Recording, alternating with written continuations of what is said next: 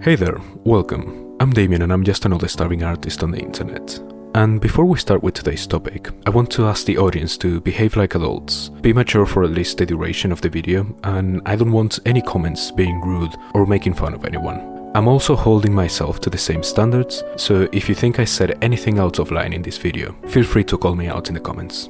We are talking about furries and furry art more specifically. I'm not a furry myself, in the sense that I don't actively engage with the furry community, and I personally don't find the whole fursuit aesthetic very appealing at all. But we will be exploring the more basic concepts and ideas of what we understand as furry art, and how they have always been everywhere, right in your face, even if you haven't noticed. If you don't believe me, just keep watching for a bit.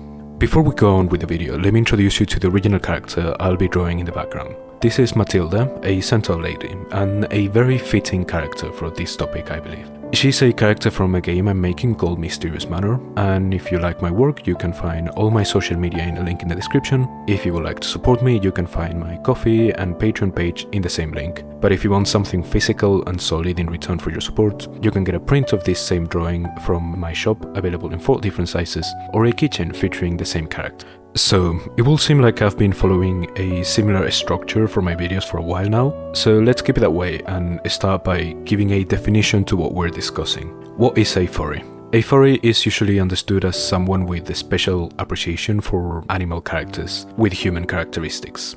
Often also associated with the act of role-playing as one of such characters, and sometimes going to the lengths of buying or producing themselves a costume of the likeness of the role-playing avatar to engage in that act even further. And let's be completely honest here, we all know what furries are, and if you didn't know, welcome to the internet, you're in for a wild ride. And please do not be alarmed by my next statement, just hear me out. We cannot deny the sexual nature of modern furry culture. And yes, I said modern, I will expand on that soon. As an independent artist, I engage with a lot of other independent artists, and I noticed that the very vast majority of us are members of the LGBT+ community as well, with me usually being the token straight friend. This may seem irrelevant, but it actually matters a lot, let me explain. A big percentage of the furry community is likely to also be a member of the LGBT+ community. Please do not quote me on this, I have no actual research to back this up. My source is I pulled it out of my personal experience with furry artists I know in real life, and you thought that sentence was going somewhere else. A potential reason for this massive overlap could be because LGBT+ individuals are already stepping beyond what is traditionally accepted by Western societies, and as such, because they are already doing something that has been historically perceived as wrong, they are also in a way free to explore even further into alternative interests. Furry concepts have moved from historically being a small subset of widely extended cultural ideas, as I will explain in a moment, to a more secretive subculture that engages in their practices in private. Furries tend to conceal their identities in the same way the LGBT+ community has done for a long time as well. Perhaps going even further, as the traditional fursuit also serves to hide the individual behind the persona, allowing for an anonymity that encourages confident self-expression. And members of the furry community are normally very capable of distinguishing between the practices of general society and those of their subculture so as to not mix them, because they understand the consequences of doing so. Other people outside of the furry scene may still be exposed to the same kind of media that sparked that initial interest for furries, but did not pursue that interest because of preconceived notions of what's acceptable and what's not. And let's be real for a moment, that is the only reason someone will find the furry community uncomfortable or see it as something to make fun of, just because it goes against what they believe the world should look like. But I'm here to tell you that furries are not a new thing at all. They have been with us for literal millennia, and they'll probably stay with us for as long as humans exist. Probably not in the same cultural form, but the core concepts of anthropomorphic characters are there, and I'll show you. The easiest, most basic way of coming up with interesting creatures for your stories or myths is to get 2 creatures that you know and just mix them together. We see a lot of those in traditional mythologies, and some of them are part human. The oldest text I could think of that mentions half human, half animal creatures is the Enuma Elish and the Epic of Gilgamesh. In them, Tiamat, a primordial sea serpent goddess, created an army of winged scorpion men to aid her in a fight against the new gods. And later, King Gilgamesh encounters a married couple of these creatures who are actually kind of friendly to him. These scorpion men were described as having the top half of a human, much like a centaur, bird wings and legs, and the tail of a scorpion, as well as being very large. And since we are on Babylonian and Sumerian mythology, there's also the Lamassu, a horned human-headed bull with eagle wings, possibly a strong inspiration for the creation of the Egyptian Sphinx as well. And that leads me straight into Egyptian mythology, and I don't have to dig too deeply at all. Literally half of the pantheon is just people with animal heads, like Horus, Anubis, Bastet, Thoth, Set, and many, many more. We find a similar pattern in a lot of deities from Hinduism, like Ganesha, Tumburu, and Narasimha, who had the heads of an elephant, horse, and lion respectively. The Hindu god Vishnu, in one of his many reincarnations, took the form of Hayagriva. Like Tumburu, he had the head of a horse, but he also had 4 arms, and his skin had a bluish tint, like his original form. Then Greek mythology is more well known for creatures like the centaurs and the satyrs, at least I think that's how you pronounce that one, but actually they seem to have a thing for snakes. They had 4 different species of half-human, half-snake, like the Gorgons, the Dracaena, the Lamia, and the Earth Kings. 3 of which were composed exclusively of women. On top of that, there's also the Harpies and the Manticores, which were possibly inspired by the Babylonian scorpion men that I mentioned earlier. Let's also note that the ancient Greeks were known for their open-minded approach to sex, and that will be important later. If we now go to the other side of the planet and we look at Japanese yokai, there are a few hybrid beings like the Yorogumo and the Nureona, half human, half spider, and snake respectively. Even if we look at the more animalistic yokai like the Nekomata and the Kappa, they still present more human characteristics than the animal they may be inspired by, like the ability of human speech, bipedalism, and a somewhat high intelligence. But where is the sexual aspect of all of this, you may be asking? I'm presenting you with some old half-human entities from old myths, but being into that kind of thing is surely a recent development, right? Well, no it isn't. Have you heard of sirens and mermaids? The literal narrative representation of seduction and temptation. And there's also that myth when the wife of the king of Minos gave birth to the Minotaur after mating with a bull. And at the same time we have dryads, who are a type of mythological nymph born from trees. So they are technically humanoid plants, almost always represented as beautiful women. Medusa, despite being born a Gorgon, looked like an attractive woman before she was cursed by Athena. And remember when I told you about the 3 species of snake women that had no male in their species? That may imply the possibility of reproducing with all these species, perhaps humans. In the mythology of the Lakota people, a Native American tribe, there is a story about a woman who was turned into a deer hybrid as punishment for disrespecting the gods. She is a narrative symbol for a strong sexual desire, and is said to tempt people in dreams, independently of their gender, similar to stories of incubi and succubi. But she punishes or rewards those who have the dream, depending on how they answer to said temptation. Going back to the Japanese yokai, one of the most famous kitsune or spirit foxes is Kusunoha. She is known for giving birth to a person called Ame no Seme, with a human father. Abe no Seme, despite looking fully human, was still a half yokai with spiritual powers, once again hinting at the idea of hybrid reproduction. And I bring this up because nowadays we see concepts like this as something very out there, that only a depraved person will come up with. But those are ideas that have been with us for as long as humans have been humans. We exist on different levels. What we perceive as objective reality is only part of our existence. We also engage with complex and nuanced languages, which allow us to exist in the deep realms of ideas, speculation, and fiction. While not entirely objective, our imagination is still part of our experience.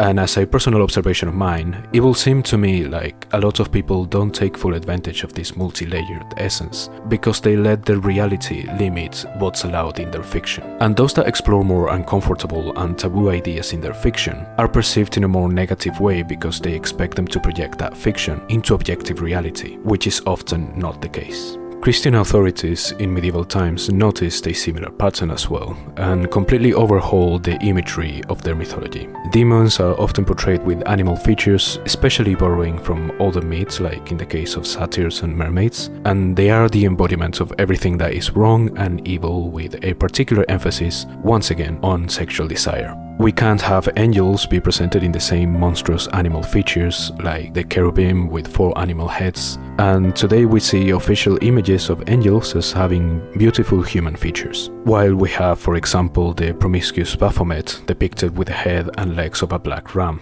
And this is not an attack on anyone's religion, by the way, it is purely an academic observation. And before we go away from the medieval era, I want to point out Christian depictions of mermaids as beautiful, tempting demons, and how Christopher Columbus apparently mistook a group of manatees for mermaids, and described them as not as beautiful as they are painted. And I don't know, but to me that sounds like a disappointed man. That sounds like he was ready to go under the sea if he found some good-looking mermaids. So no, I don't think furries are a recent development at all. Now we move on to explore more recent examples. And there are plenty, more than ever, I will say. As discussed earlier in this video, the idea of imagining animals with human characteristics or vice versa is probably as old as humans as a species, but there has never been a level of literacy quite as high as the last 100 years, as well as the ease to distribute ideas and access to them. And yet, somehow, we just keep making cat people over and over again. Even I am guilty of that as well. Come on, one of my last videos was about how I'm not original at all. But anyway, almost any kind of high fantasy or just normal fantasy setting nowadays will have some sort of beast folk that will more often than not include some feline looking people. Like the cat folk from Dungeons and Dragons, Elder Scrolls, and He-Man and the Masters of the Universe. And while sharing a name, they're all independent from each other as they belong to their respective continuity and are portrayed in varying degrees of anthropomorphism, even in different titles from the same franchise, going from more cat-like to just people with cat ears. And on a similar line, you have the Thundercats. Well, the name just says it all. Over half of the cast is some form of feline-looking person. In science fiction, we have the Cajun species from the Star Trek universe, who at first were not portrayed as especially attractive, but in later installments like one of the animated series, they got redesigned into a more visually appealing form. And in one of the more recent films, we see Captain Kirk engaging in some adult activities with Cajun women, among other species. Similarly, Doctor Who also presents a species of cat-like aliens, and the severely underrated Disney animated film The Treasure Planet features a feline character called Captain Amelia, which the animators go very out of the way all the time to show that she has a very good looking figure. And even though she's just human, we have DC Comics Catwoman, who constantly presents cat characteristics and behaviors, as well as a lot of adult appeal. And all of these are just cat people. There's still the rest of the animal kingdom to explore, and there are examples for all of them. But the most prominent and influential ones are most likely the Looney Tunes, looking at you, Lola Bunny, Disney with the anthropomorphic films like Robin Hood, Zootopia, and the Goofy movies as well. Alongside that one scene from The Lion King, you know what I'm talking about, and the animators did as well. And perhaps Sonic the Hedgehog franchise. That's still a very prominent presence in the furry community to this day. There has also been a lot of humanoid animals as characters in Cartoon Network and Nickelodeon cartoons, though they were not as notable as far as I know. Tell me in the comments if you can think of any important ones. And lately, the internet has gone crazy with Jax, a humanoid rabbit character from The Amazing Digital Circus. And maybe you have noticed that I have avoided talking about furry characters in anime and Japanese media in general. The reason for that is that this video will be like 80 hours long if I did. If I start just listing the catgirls from every anime. So I'll just mention a handful of titles. We have most obviously Beastars, which is basically Japanese Zootopia. There's also Odd Taxi and Africa Salaryman in a very similar type of setting, and Brand New Animal, which is a classic Trigger anime but just furry. There's more light-hearted things like Aggressive Retsuko, Kemono Friends, and Mamoru Hosoda directed Wolf Children and Bakemono no Ko, 2 films focusing on the parental relationships between humans and humanoid animals. Things like The Ancient Magus Bride are treading very close to furry territory, and some shonen anime like Bleach and Soul Eater may have a random catgirl or 2 in their cast. Japanese video games as well, they're not exempt from this, but I will only give you one relatively recent example: The Legend of Zelda Breath of the Wild and Tears of the Kingdom. Just go look at the new designs for the Sora, the Rito, and the Sonai. although the idea of interspecies relationships in the cellular world were introduced all the way back in Ocarina of Time, in 1998 I believe. One last thing that I want to bring to your attention is the father of modern manga and anime, Osamu Tezuka. Besides creating a number of iconic furry characters in his career, of which not a lot of them are well known now because his work is very old, but in 2014 it came to light that he had a hidden stash of erotic furry art in his desk, drawn by himself. It's now quite hard to find the drawings that were published, but they were only a small fraction of the full collection, as the surviving family members didn't want to share it to protect the image and reputation of Osamu Tezuka. I am leaving many things out, because there's just no end to examples of this, but let's just summarize and wrap up now. Furry art has been with us since forever because it is in human nature to explore beyond what reality offers us. There are many examples of anthropomorphic animals in mythologies from all over the world, and the idea of potential romantic or sexual relationships between humans and non-human creatures with the possibility of actual mythological procreation is as old as those myths themselves. And in the area of modern pop culture media, there's just so many cat girls, so many. In cartoons, live action, anime, video games, literally everywhere. Other than cat people, there's examples of almost any anthropomorphic animal if you look for it. And if you pay attention, there's just furry adjacent content everywhere. It's actually not even hidden. Oh, and I almost forgot to mention the humanized sexual dimorphism that you see in animals from animated movies. Nowadays, there's a big overlap between the art, LGBT+, and furry communities because of the hypothesis I presented earlier. I don't think furry art and concepts are something that should be seen as weird and taboo, because once again, it's human nature to want to explore and speculate beyond that nature. And that's all I have to say for now. I hope you found this video helpful and insightful, if only a little. Please let me know in the comments if you agree or disagree with anything I said in this video, or if you have suggestions for things you want me to talk about in the future. And like, subscribe, do all the YouTube things that make the algorithm happy. We are now seeing the finished drawing, and remember that if you like my work, there's my social, shop, Patreon, coffee page. I told you about them earlier, you know where to find them.